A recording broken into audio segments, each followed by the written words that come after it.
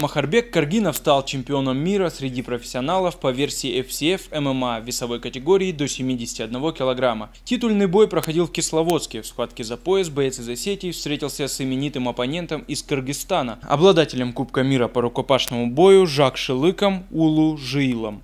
С самого начала боя Махарбек действовал активно, а схватка проходила под диктовку нашего бойца. А во втором периоде первого раунда Махарбек перевел соперника в партер и успешно провел болевой прием на руку, который и решил исход боя. В основном сложнее бывает подготовиться на бой.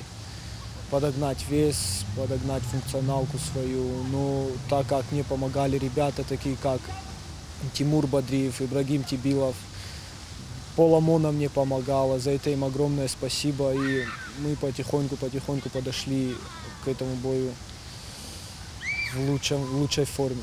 Махарбек Каргинов тренируется в Северной Осетии в бойцовском клубе «Звезда» под руководством известного в Осетии тренера Руслана Джабиева. Ранее он уже становился победителем чемпионатов России по смешанным единоборствам и джиу-джитсу.